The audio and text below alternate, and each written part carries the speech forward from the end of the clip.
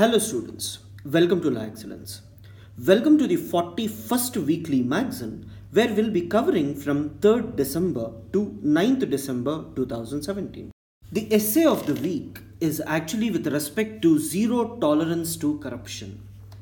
In Yojana magazine of October 2017, they have actually talked about New India where they are focusing on zero tolerance to corruption. This is at a time when the Supreme Court has given a decision saying that there is no corruption in 2G spectrum scam at all. And you have heard in many scams, most of the people are coming out with clean chits. There are few cases of Lalu Prasad Yadav and others, but overall if you consider, the corruption has not reduced in the country because effective measures at every stage has not been taken. So you identify the loopholes that are actually present and what measures government has taken, and still what are the loopholes present and how exactly you can cover it. Ethics and governance, 4th ARC report with respect to, 4th chapter in 2nd ARC report with respect to corruption usually gives you different procedures that can be used in the country to ensure that there will be minimal corruption in the country.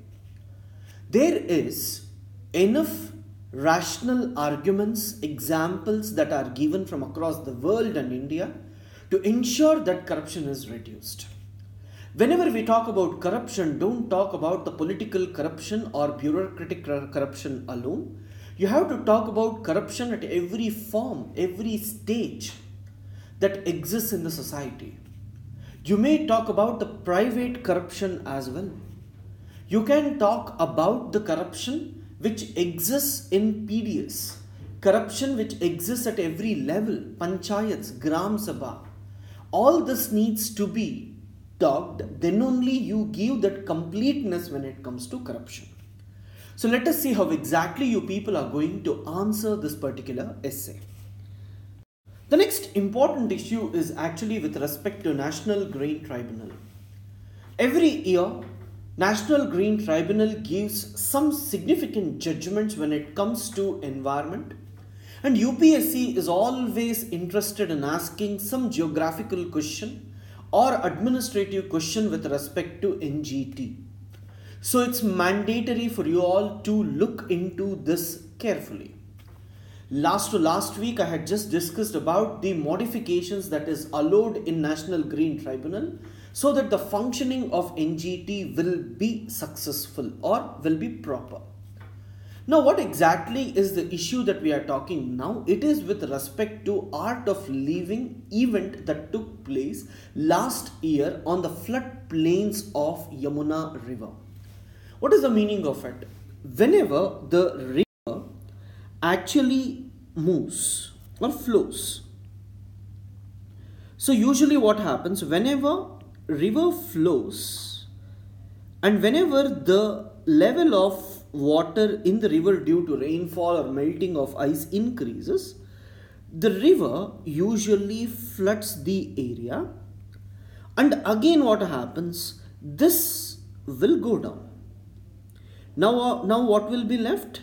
In this region, usually you observe some sort of soil and others getting deposited.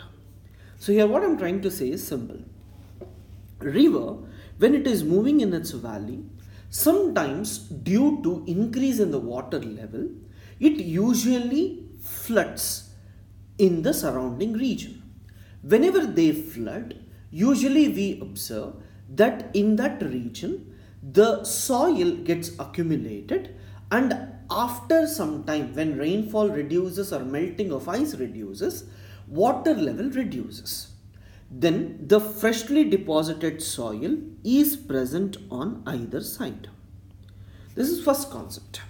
Second important concept that you all have to understand is whenever the river usually deposits, first we actually observe that sand particles of larger size deposits.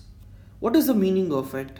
Whenever I consider sand or soil, it can be divided into sand, silt and clay. Sand, the size of the particles are usually bigger. Clay, the size of the particle is very less. Silt will be usually in between. Usually sand or gravel or bigger particles get deposited first and lighter particles get deposited farther away. The meaning of this is, if I just consider the floodplain, maybe 2 to 3 kilometers beside the river, usually I find sand, then I find silt, then I may find clay. So even if you take a tumbler of water and if you mix sand, clay and others, usually when you mix and allow it to settle, first the heavier particles will settle because of its density and then the lighter particles usually settle. Similarly, in floodplains usually we observe sand particles of larger size. So fine, why are you discussing so much? Whenever you have sand particles of greater size, and if you look at the way it is arranged, whenever water flows on this, the water percolates down. And as the water percolates down, groundwater level usually increases when it comes to floodplains. If you have clay, what happens? Clay do not have that capacity to allow water to enter because the clayey particles are very closely arranged. Water do not percolate down. So, enrichment of groundwater doesn't take place when it comes to clay. If you have sand, it increases.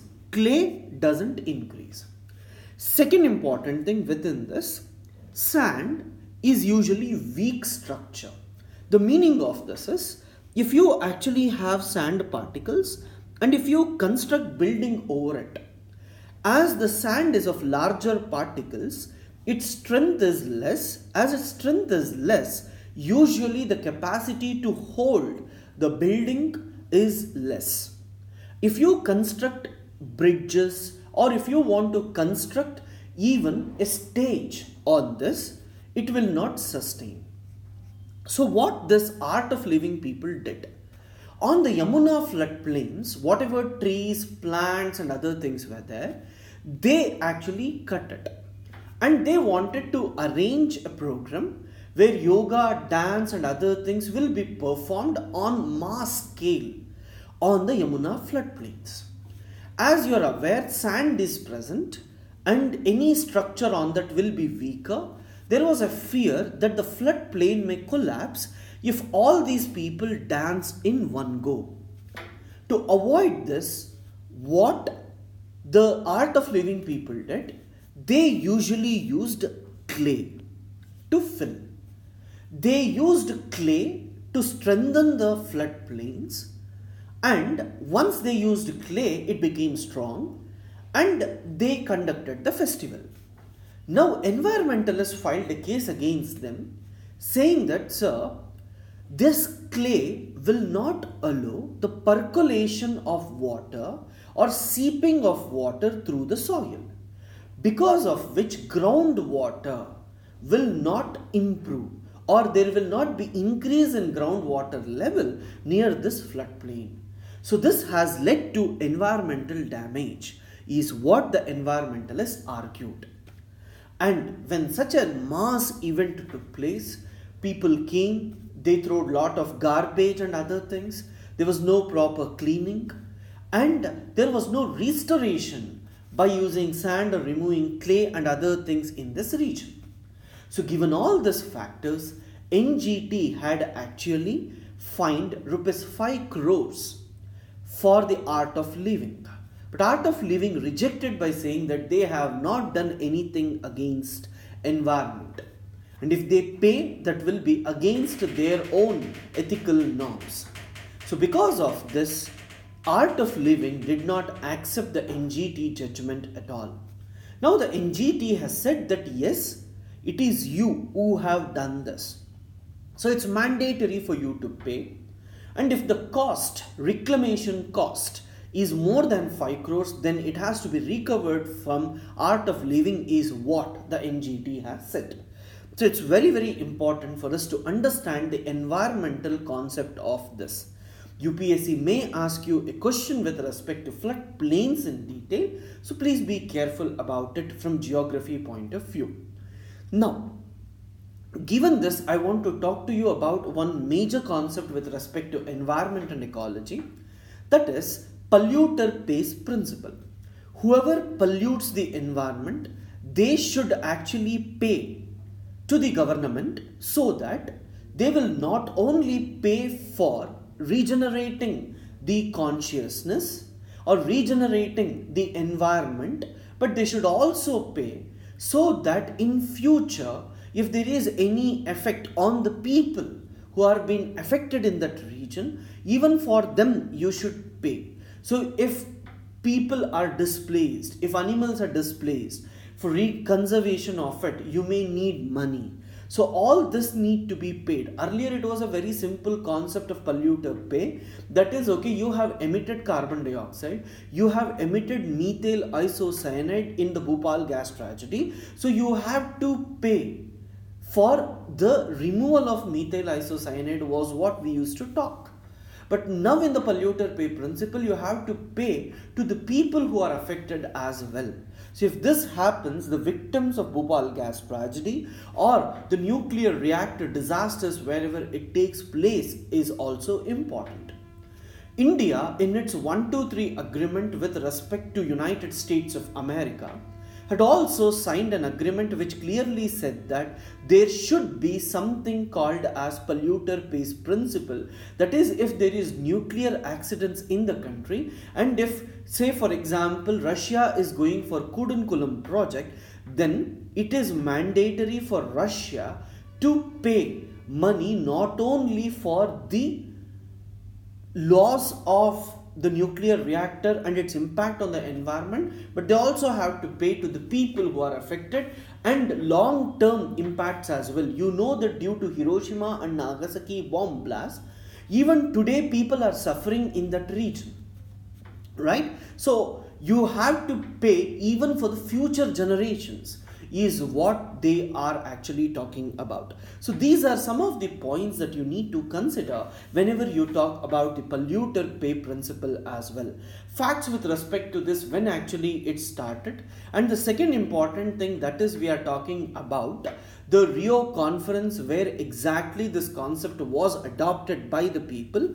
All these are important for us. Right guys, so it's very, very crucial. So just look at this from both prelims and mains point of view. You all might have heard of a famous event in India, that is Kumbha Mela, which occurs in different parts of the country at different time, especially where different rivers usually meet.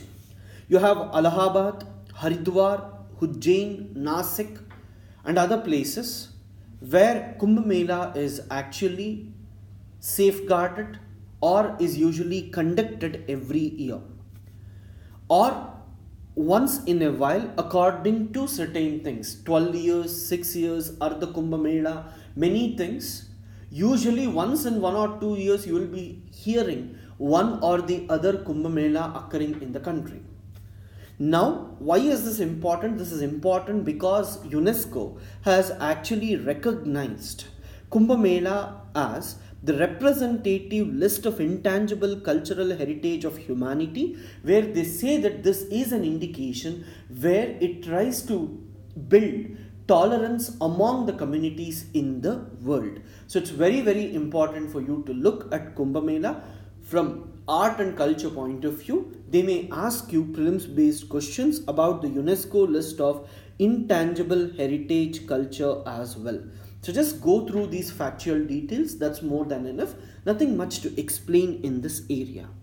Next, a smaller and simple issue where the legal procedure was not in favor of men for the first time, that women were benefited from a particular legal thing, and now the Supreme Court has said that we need to balance both, where it was believed that whenever someone is involved in adultery, men will be punished, or the spouse of that man can apply for divorce, but there was no punishment for women. Now the Supreme Court has said that they will look into this matter. Not so important, but to show that sometimes there is some sort of gender discrimination against men as well, you can just look at this issue. Every year, 3rd December is actually celebrated as International Day of Persons with Disabilities. It's very important for us to look at this because there is a possibility that UPSC may ask you a question with respect to prelims or mostly with respect to mains or essay writing as well. So given this, it's important for you to look at the facts when Women's Day come, whenever some events usually occur. So you get lot of information in the media about this particular thing. Now disabilities, you get lot of data. It's important for you to collect all this information and keep it so that it will be beneficial for your answer writing or essay writing in mains as well.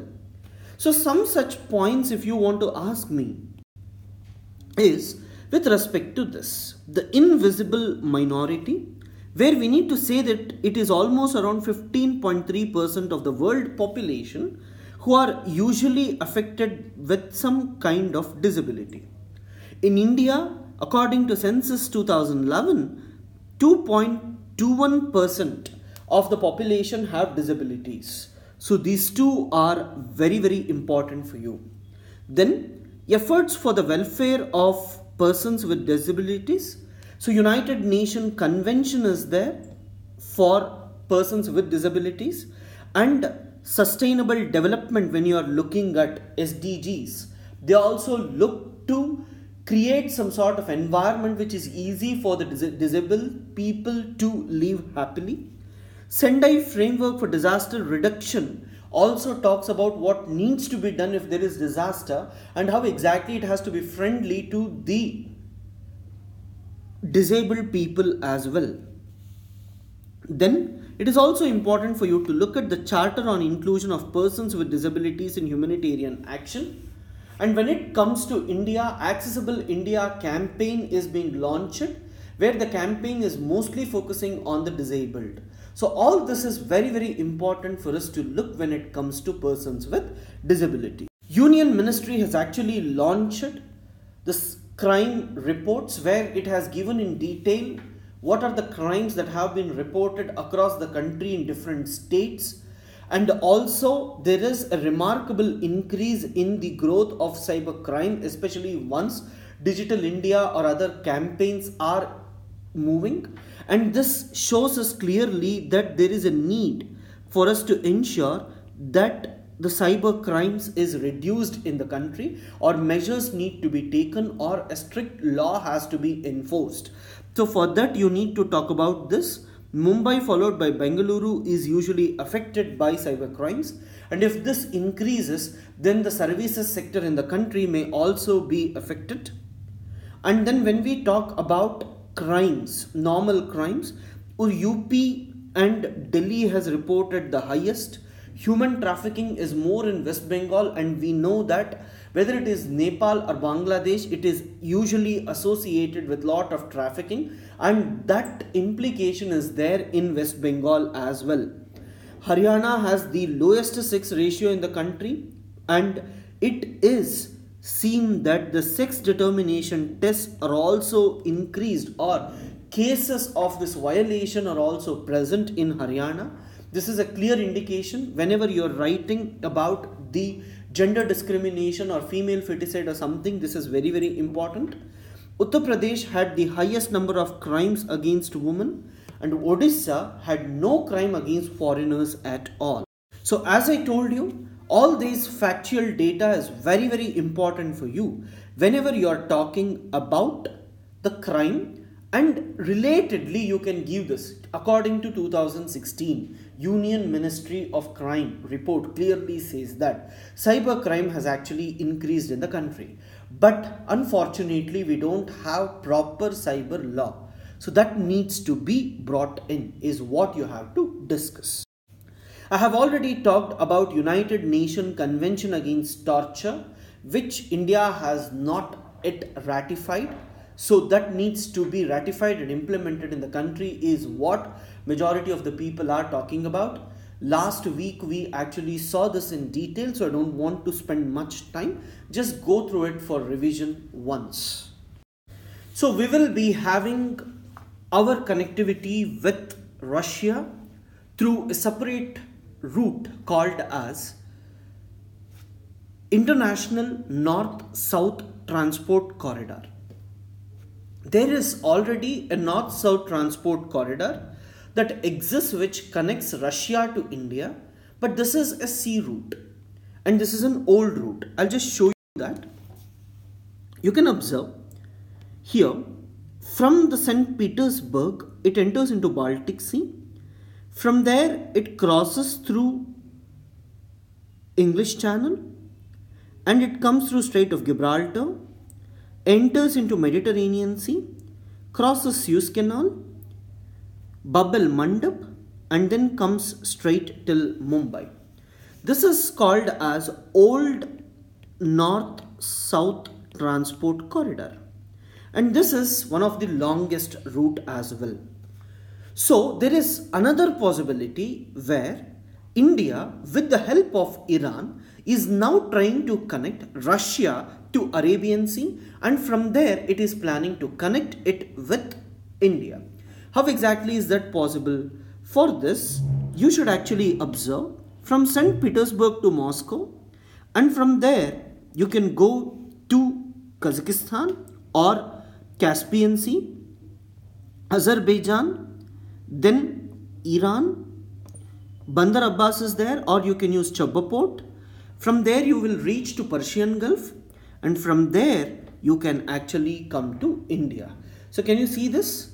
We are actually planning to connect Russia, Azerbaijan, Iran and India. So this is our new North-South Transport Corridor. And if India goes for this, then it is believed that Turkey and all other countries near to that, like Armenia and all, have showed their special interest to join in this. Even Syria and others have said that once this ISIS and other problems are completely eliminated, they also want to be part of this North-South Transport Corridor which India is constructing. And Japan has also showed interest in connecting not North-South, but it wants to connect west to east of Asia and Africa as well. So as I have already discussed in several other sessions, that the new connectivity will actually help India and Russia to build good relations, where Russia will start exporting most of its oil to India rather than exporting it to China. And if this happens, it will actually act as a counter to the China's One Belt One Road, which actually passes through Pakistan, and from here it enters through POK till China, and Russia is planning to get connected with this so that Russia can send its goods to Kashgar region of China, and from there it may actually reach to Gwadar port of Pakistan. So if this happens, this will be an alternative route to Russia. So if India is going for North-South Transport Corridor, then this will prevent Russia's increasing dependence on China and Pakistan as well, and that gives a diplomatic advantage for India as well, and Russia can play neutral, or Russia can be pro-India in many of these circumstances as well. And this would be of great help for India internationally as well, because India is dependent on Russia for offensive weapons technologies, whereas Russia recently was planning to give some of these best weapons technology to Pakistan as well. So India, if it doesn't allow Russia to go closer to Pakistan, then Indian Air Force will be at a greater advantage when compared to Pakistan as well. So all these points you need to consider whenever you are talking about the North-South Transport Corridor, which is in news. On World Soil Day, India has actually launched Soil Health Card mobile app, which will help the farmers to track all the information with respect to their soil, how much nutrients need to be added, what all are the schemes or benefits that the farmers are going to get. So if anyone has land, they can actually apply to the soil health card as well, and they can get all the details. Here we need to talk about the Niti Aayog's most important principle when they were actually discussing about this. That is, here there is a condition that if you own a land, then you can apply for this. But most of the lands, if they are given to tenants, tenants are not considered as landowners. And the landowners are not interested to apply for the soil health card. So usually the tenants will not get benefits of these. So certain measures need to be taken to ensure that even those who do not have the land, but if they are a tenant, and if they don't have the required documents because of the fear that the land may be taken by the tenants after some time, should also be considered. So Niti Aayog was saying that land records has to be maintained properly, but here what we have to suggest is there should be some measures to adopt. Anyone who do not have land or who have land, if they take their soil samples, that should be tested and required information should be provided to them. So if that comes up, the loopholes in the system can be addressed effectively. China has increased its influence in South Asia by signing an agreement of free trade with Maldives. If we actually look at SAARC, we have something called as South Asian Free Trade Agreement, but it is not working successfully because of the issues between India and Pakistan. But China, interestingly, has started having free trade agreements slowly with one country after the other in South Asia. So if it starts having more free trade agreements, then dumping of more Chinese products and influence of China in those countries will increase, and there will be reduction in India's influence in these areas as well.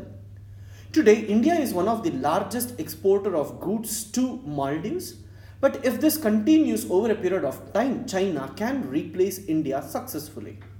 So it's very, very important for India to be conscious about the Chinese activities when it comes to Maldives.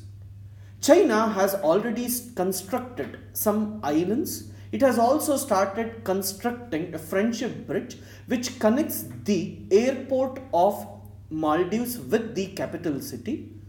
And recently 3 naval ships of China had actually visited Maldives as a goodwill gesture. All this clearly indicates that the China is increasing its influence in Maldives. Even though the president of Maldives has clearly indicated that he will ensure that Maldives is a demilitarized zone rather than allowing multiple countries to come nearby. India plays a very important role in the maritime security of Maldives, especially after a planned military coup by pro-Tamil groups in Sri Lanka in Maldives. When they actually attacked, India went for an operation which actually eliminated these people.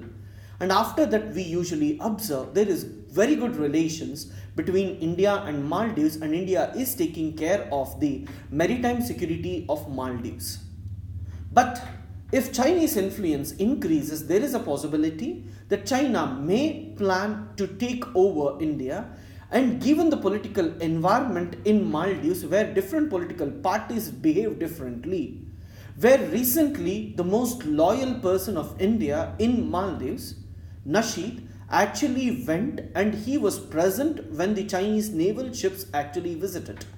All these are clear indications that there are no permanent friends in international relations and every country has to act in its own self-interest, and whenever they are acting they have to be conscious about what exactly goes on in that country so that without affecting the sovereignty, if India can play effectively, that would actually lead to good relations between India and Maldives.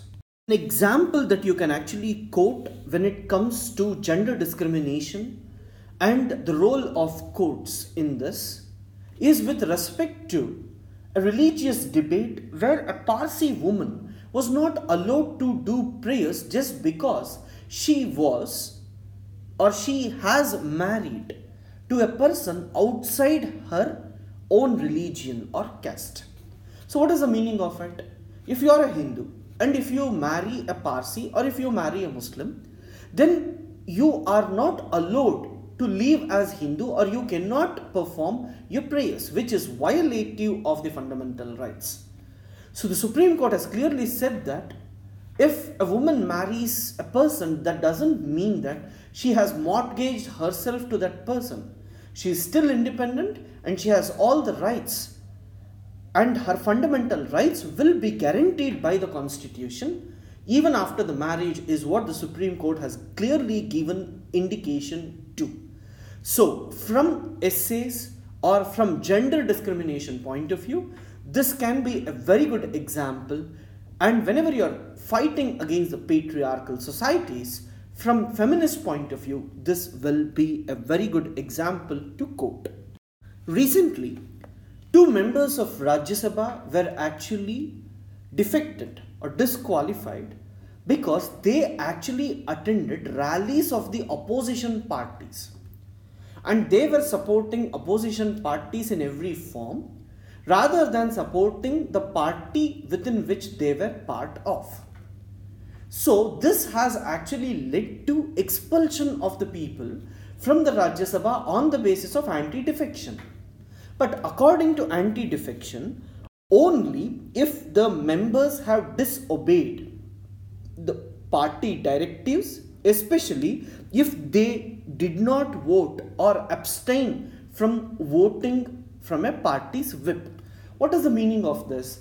Let me take for example, Congress party says that do not vote for a particular bill introduced by BJP. But a member of Congress party, if he actually votes in favor of that bill, then Congress may say that this person has violated the whip of the party and we are disqualifying him. This is what they usually do. So that needs to be done irrespective of whether they attended a political party or whether they attended a meeting or whether they are in contact with someone else. All this is not required. If at all the party has given a whip and if there is violation of that whip, then only you can remove him. Or if an independent MLA or MP has joined a political party, or a nominated member after 6 months if he joins a political party, then you should disqualify him. Else you shouldn't disqualify him is what the 10th schedule actually says. But recently the Rajya Sabha chairman has actually openly said that you have to remove him mainly because these lead to anti-defection. So UPSC may not ask about the controversy, but what is more important for us is about the 10th schedule itself. So please read about 10th schedule in detail. You might have observed one of the most important issue recently with respect to international relations, that is Trump's move to recognize Jerusalem as the official capital of Israel. Very, very important from both prelims and mains point of view. So let's slowly understand what exactly is the issue and how exactly we need to understand this. When we are talking about the Israel and Palestine which is present today, we need to talk about Jerusalem, the most important place of this region. Jerusalem is said to have been the most sacred place for three religions, that is Christians, Jews and Muslims, say that Jerusalem is sacred to them. So it's very, very important for us to understand this, to know about the present issue. So if we just go back to historical times, it is believed that first Jews and Muslims were present together near Jerusalem. Christianity over a period of time tried to be more dominant than Jews and Muslims. And if we look at the culture of both Jews and Muslims, they are more or less the same. If you look at the language, Jews usually follow Hebrew, whereas Muslims, who usually follow Arabic, are similar, and they are also called as Semitic languages. And over a period of time, we usually observe the Arab domination or Muslim domination increased in this region, and the entire region came under the rule of Ottoman Empire. And over a period of time, Jews slowly started moving out of this particular region. Now, the Jews were settled mostly in the industrially dominated European countries, and they had their significant influence in UK as well. Post 1850s or post-industrial revolution, we usually observe some sort of anti-Semitism which grew in Europe, and this led to Jews becoming conscious about their own culture. And over a period of time, they started lobbying for establishing a Jewish state.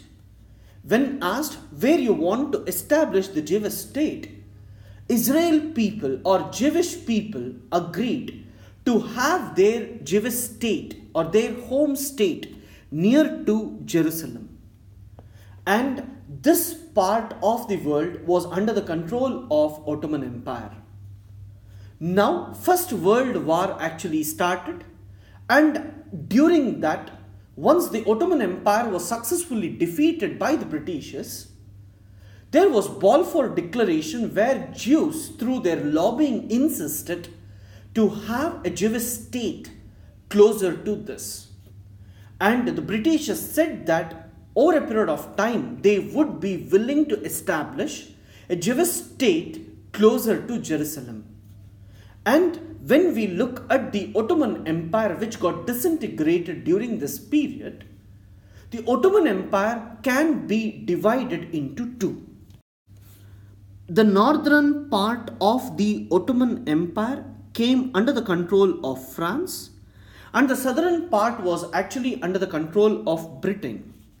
You have a river, Jordan River, usually moving, and the British said that on the western side of Jordan River, the Jews from across the world can come and settle. And over a period of time, we observe that the Jews and Arabs started fighting for this particular place. Among Arab, it was Palestinians who were significantly present in this region. Now, from 1917 or 1919 to 1939, what we call as interwar period, we know that Jews from across the world started moving, and Hitler, when he came to power, through his concentration camps, it is believed that he killed almost around 6 million Jews. So as he killed almost around 6 million Jews, there was some sort of sympathy for Jews across the world.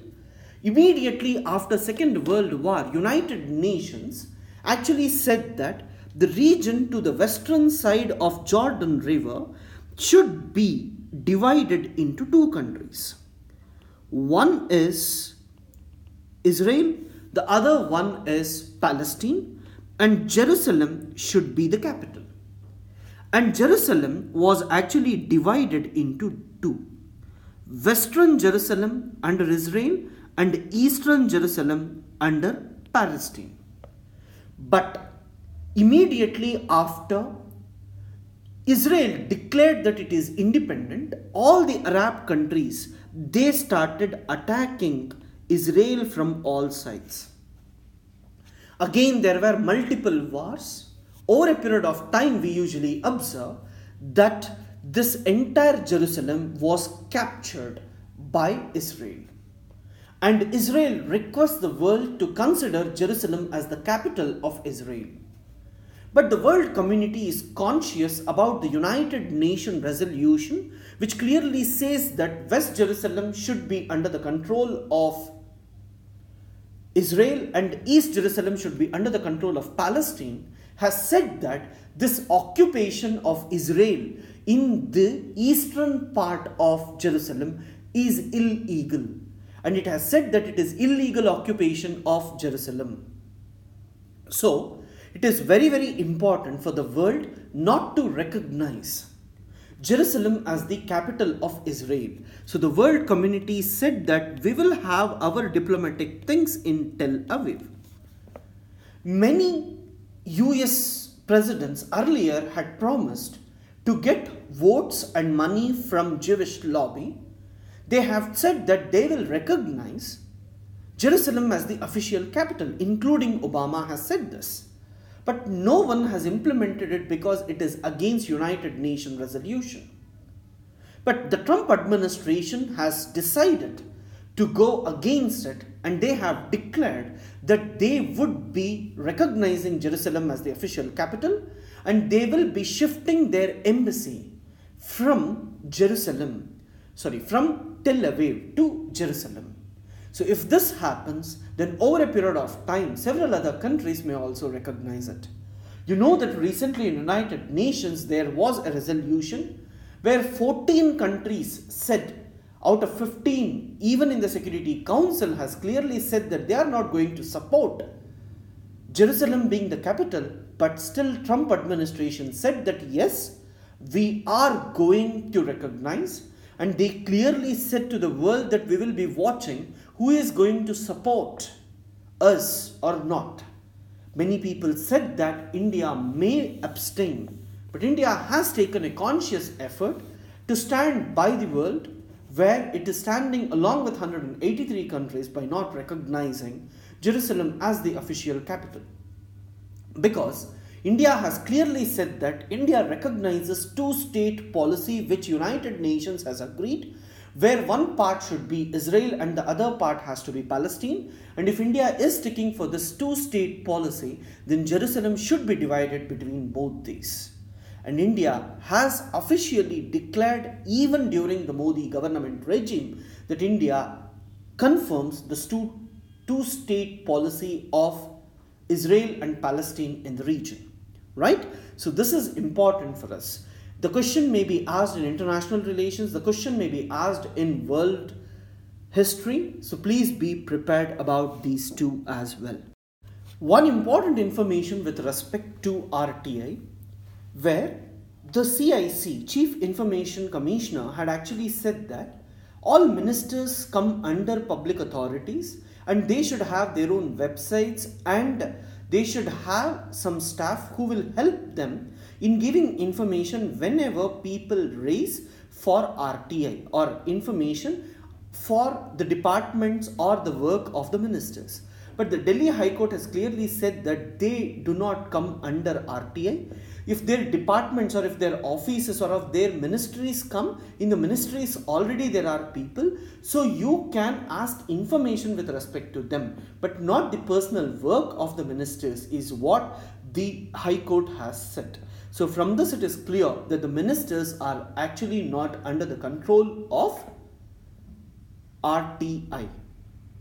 You're all aware that India has been admitted as the official member to Vasana arrangement. So what exactly is this and what is the benefit of this? All this needs to be seen carefully whenever we are looking at this. So the first important thing that you need to understand with respect to any arrangements or agreements is there any related one? And what is it? And if we become a member, what is the benefit? And if we don't become a member, what is the benefit? So all this needs to be seen because India till now was not a member to this. So given this, let us try to understand what are some of the important factors that we need to consider when we try to read this particular agreement. There are different types of weapons in the world. The first important thing is your nuclear weapons. As you are all aware that the nuclear weapons technology was actually transferred from one country to another country, and to prevent it, non-proliferation treaty came. But India and many other countries were in a position to develop their own weapons irrespective of the technology available or not. So the world community understood that we shouldn't give not only technology but also the equipments that can be used to produce these weapons. So we have to curb the export of the materials as well. So when that came, so they established what is called as Nuclear Suppliers Group. Then if we have this, only the nuclear weapons can be prevented. Can we do anything with respect to different types of missiles? There is cruise missile, ballistic missiles and all. So you should not only prevent nuclear, that is different, but you should also prevent the equipments that may be used to develop missiles. And for that, you got Missile Technology Control Regime.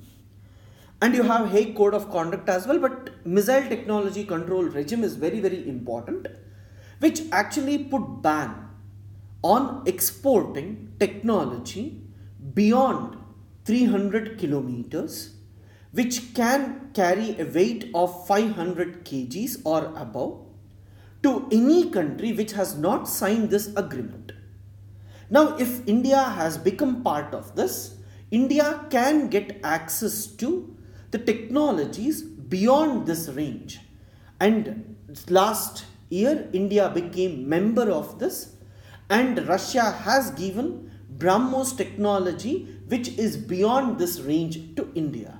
So if you become member to this, then India can get access to these technologies easily. If not, it is very difficult. You know that in NSG, when India wants to become a member, China is blocking it regularly. Because China says that India is not a member of NPT, and if India is not a signatory to NPT, India cannot become a member. And if India is given membership, then Pakistan should also be given membership. But US and others have said that Pakistan has given nuclear weapons technology to Iran and North Korea, so we cannot give it to Pakistan. So if Pakistan is not given, then India should also not be given, is what China argues. So the second one is MTCR, which India is already member of. Then the third important thing is, we may take chemicals from different countries or some equipments related to this, and we can go for chemical weapons. So to control the export of the equipments which are used for chemical weapons, usually we go for Australia group. So this is a group which is looking care of weapons considered with chemicals. Now Australia group, when I am actually focusing on, India is going to be a member of this group sooner. Now the fourth one is, if you are going for normal weapons, any weapons, and if there are goods which can be used for both commercial purposes and also for developing weapons, we usually call it as Vasana group. So what exactly are we saying? I am actually talking about the different groups that are there. Nuclear weapons and related technologies, equipments, we call NSG. Missiles, especially cruise missiles, MTCR. Chemical weapons, Australia group. Vasana group, we usually look for weapon technologies, and also we need to ensure that if at all we are going for dual use equipments. What is this dual use? As I told you, it can be used for chemical purposes or commercial purposes, or it will be used for weapon technology as well. So, according to this Vasana agreement, they usually divide the equipments or materials into two. One is basic materials, and these basic materials is further divided into two, sensitive and non-sensitive. Sensitive means what? If at all you are talking about the stealth technology, where through sonar and others, if you are not in a position to identify the technology, if India has to obtain, it comes under sensitive. And if India is not part of this Vasana group, then the countries will not provide this high-end technology to India. So now countries will give this technology to India and also to Indian companies, where there is transparency and there is some protocol. So if any country is involved in exporting weapons, then that country, if it is part of Vasana group, then they will be provided with additional technologies, especially when we are going for Make in India with respect to defense technologies. So if United States has to come and build a product in India, especially India has said that this has to be in accordance with another company like Reliance or some Indian partner should be there, then it is obvious that the technology will be shared with that Indian partner, and in future this partner may sell these weapons technology to other countries which are not members of Vasana group. I'm just trying to tell you a simple thing. US is coming and investing in India to develop a weapon. But India has clearly said that if India is developing a weapon, if US is developing a weapon in India, then it has to develop the weapon along with an Indian partner like Tata Group or Reliance Group. Now, once the Tata Group or Reliance Group acquire this technology over a period of time, they can become independent and they may start selling these weapons to other countries. So this will be illegal according to Vasana group. Though it is not legally binding, it is important for the countries whoever has signed to adopt this. Because of this, several countries and companies were not willing to come to India and transfer high-end technologies to India. Now, as India is part of this, India can get these critical technologies which may benefit India to produce best equipments when it comes to defense as well. So, what is the significance of this? Once India has become member to this, then India is already member of MTCR, India is member of Vasana. If India gets permission for Australia group, what is left? It's only NSG which is left. But China is not member of this. China is not member of this. China, if it starts saying, no, you have not signed NPT, we can say that we have signed and we have followed almost all the principles of the technology control regimes. The only thing we are not part of it is NSG. So, if you give this, we can guarantee that India will follow this procedure strictly as well. And don't compare India with Pakistan, because Pakistan is not a member of any of this. So all this clearly shows that India is strengthening its position to ensure that China cannot say no to India's entry to NSG. So from that point of view, it's very, very important. From prelims point of view, the factual data that is given is important for you. The next important issue in economy is with respect to bitcoins.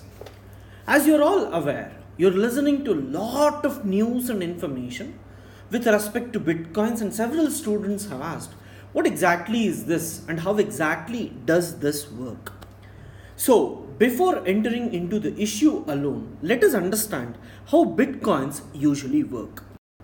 You're all aware that RBI, which is the central agency within India, will try to print currencies and it tries to have how much currency is there with public, how much is there with banks, how much is there in post offices, time deposits, all this, where you call it as M0, M1, M2, M3, etc. Right? With the help of this, RBI is in a position to understand how much money is there and what are the reasons for inflation and many other things. So, every country has its own central agency which usually centralizes and ensures that entire data is with that particular bank when it actually comes to monetary policy. On the basis of the money present, CRR, SLR, all this will be usually done. Now, who prints, who maintains, everything is done by a centralized agency. Second important thing, just imagine you are an individual who have to purchase something from another individual or company. Now what happens? If you want to transfer currency or money to that individual, usually you do it through banking system. So if I'm talking about online transaction, I'm talking about the banking system. Now what does the bank do? For example, if you want to give him 50 rupees, service charge and others, they usually take 1 or 2 rupees. Correct? Or what may happen when your transaction is going on, some other person may actually take your money. That is cyber crime also can take place. Now in India, it has just started now with GST and all, but in many countries, banks usually earn lot of money due to these transactions. So there was an individual who wanted to avoid this bank and he just wanted to have direct transaction between the individuals or individual and company. So what he did, to erase these, he actually tried to create a cryptocurrency which is obtained because of complex code. For example, if you enter F12345, the value after this function will be somewhere 86789. No one will be knowing how you got this number. And if you know this number, that is 86789, you cannot get 12345. That is, it is irreversible. Because of this complex procedure which we are not interested with, what happens? Every individual, whoever tries to mine this particular Bitcoin, will be in a position to create his own unique Bitcoin. And who will maintain? Now I have a Bitcoin and some other person also have Bitcoin. So if we have Bitcoins, we have to maintain our own ledger. So what is the meaning of it? Now let me take, there are 3 people. Okay, each one has 111 Bitcoin. Now these 2 people have doing transaction. That is, this guy is trying to give 1 Bitcoin to him. So here he gets 1 and the number will also be written. Whereas this person loses his Bitcoin. So now who all have? A and C only have Bitcoins. Others don't have Bitcoins now. So like this, every individual will be maintaining his own ledger. So this is what happens. Here we are talking about decentralization. Now when I talk about decentralization, I am not talking about decentralization with respect to India alone. I am talking about decentralization around the world. Now let me take, I have Bitcoins with me and a Pakistani guy has some goods with him. Now I want to purchase these goods from Pakistan. If I tell to the government, what government will do? Government will ask me to purchase dollars. Then with the help of dollars, I have to purchase Pakistan currency. And then I have to purchase that product. In the process, what happens? If I purchase dollars, some percentage I have to give to purchase dollars. Now if I purchase Pakistan currency, again I need to exchange. So multiple times I have to pay it to middlemen or so. Now I have bitcoins. That person is ready to accept bitcoins. I will give it to him directly and I will purchase. Because of this, government is actually not aware whether this transaction has taken place or not. Second important thing, we have something called as Foreign Exchange Management Act or Foreign Exchange Regulation Act. What is the meaning of it? Individuals cannot hold beyond a particular limit in their pockets. For example, if you are an Indian citizen, according to FEMA or FERA, you cannot hold more than 10,000 US dollars or 20,000 US dollars. That will be fixed. You cannot keep cash in dollars. So that is mandatory. Now with bitcoins, if people are using or storing bitcoins, they are violating FERA or FEMA. So even though there are no rules, you cannot hold bitcoins is one important thing.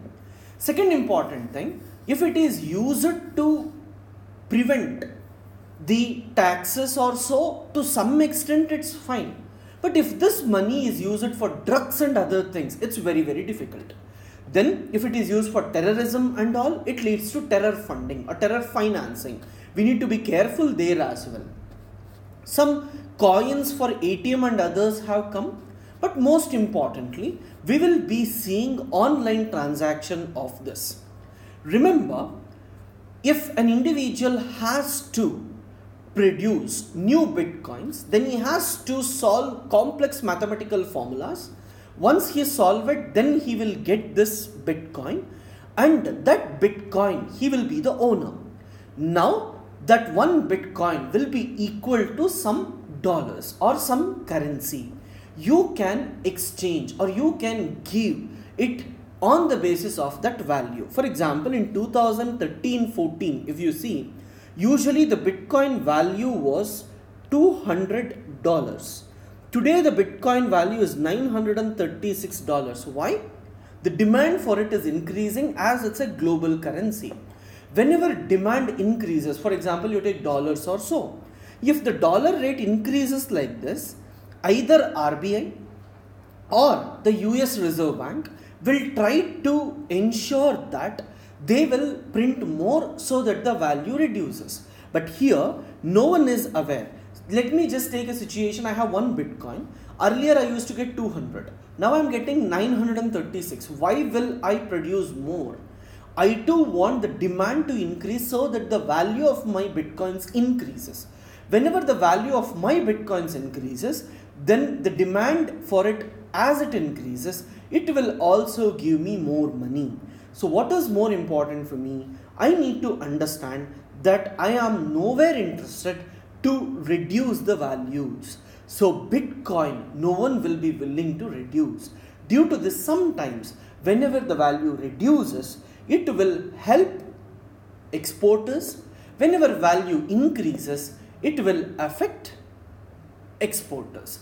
All this needs to be understood whenever we are talking. Just replace traditional currency with bitcoins, but which is not controlled. Wherever you see the term RBI controls, if RBI is not controlling, then what is the negative impact that is going to happen? The same thing is going to happen with bitcoins as well. It is believed that Dawood and other gangs are involved in bitcoins, and that is creating lot of hue and cry in the country. The next important issue with respect to science and technology is about the DNA fingerprinting, where the new software is in a position to identify people from their DNA within minutes. How exactly does this happen? You know that DNA fingerprinting is required for crime, many other things, even to identify whether your father of someone or son of someone, or in any circumstance if you want to identify a human being, then this DNA fingerprinting is very, very essential.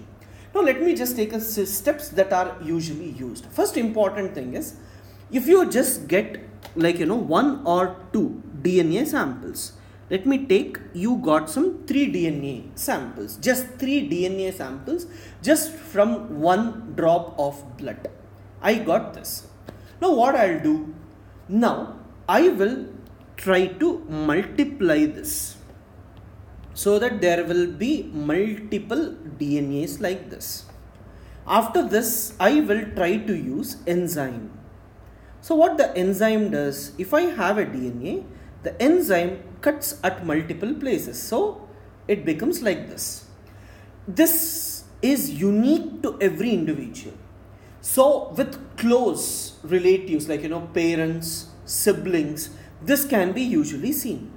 So now what happens, if this is very close, right? If these 3 are closer, and like this, if at all I cut multiple DNAs and try to read it, then if I see that in a crime spot I have got the DNA which is like this, and even my DNA is like this, then if these 2 matches, then I can say that yes, these 2 are of same individual. So this is what we call about as DNA fingerprinting. Now this software which has been recently found will actually help you to identify it in minutes, which can actually reduce time for investigation and other issues as well.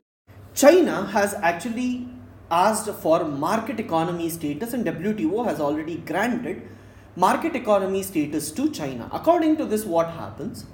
If a country wants to decide upon the rates of any particular product, usually it is done with the help of market. But in controlled economies like China, it is the government which decides the prices. Now, if China is given market economy status, then WTO and others, or any country, for example, India. Now, you take a case where China has manufactured a particular product at 30 rupees. After taxes and all, it will be 40 rupees. In India, the same product is around 35 rupees. China understands that the cost of this, if it is 40 rupees, then Indian products are much cheaper than Chinese products. So what they do, they give tax reductions and all, and they make it 32 rupees. So Chinese products will be 32 rupees and Indian products will be 35 rupees. So which one will be competitive? Chinese products will be competitive. So India will understand that how China got this 32, and India will go to WTO and say that, see, within China they are selling at 40 rupees. But when they are exporting it at 32 rupees. This is wrong, is what India will argue. WTO will also do the analysis and says that yes, China, you sell it at 40 rupees. Why are you selling at 32 rupees? Then WTO will say China is trying to dump. Then they say to India, you can take anti-dumping measures. What is the meaning of it? India can put tax of 8 rupees on this. That is anti-dumping duty. Right? All this procedure needs to be taken care if at all a country is a normal country. But if you give market economy status to China, then India cannot go for these things. India cannot say that we are going to impose anti-dumping duties on you, because WTO has granted market economy status. US is opposing for granting this to China. It is unfortunate that the countries which wanted to protect their industries are today fighting for liberalization, privatization and globalization, not only in their home countries but also in the rest of the world. Here I just want to tell you that with Trump administration, European Union and others moving right-wing, protectionism, that is protecting the traditional domestic industries of US and others, have increased. India and China once were focusing on protectionism. Now they are focusing on open markets because their products are much more challenging than any other product. Now, as the world is going towards protectionism, India and China are vowing to ensure that there is free world. That is, globalization, liberalization and others are taking place without much impact.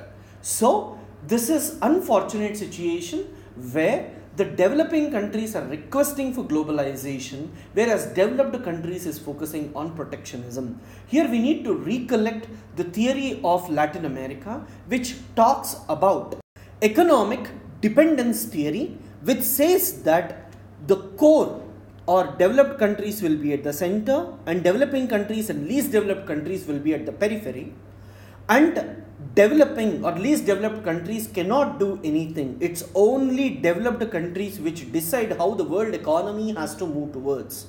So this is happening now, where India and other emerging economies are fighting for globalization, whereas US is fighting for protectionism.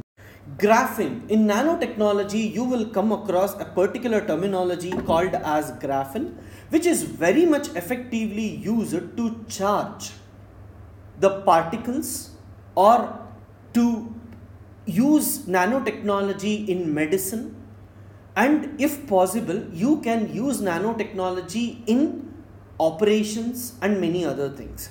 You know that veins of human beings are very small, but when we talk about nanotechnology, it is 1/1000th part of even your hair, which is a clear indication that this can be used to send medicine, or you can inject these graphene into the human body, and there you can actually give medicine also for that particular cell.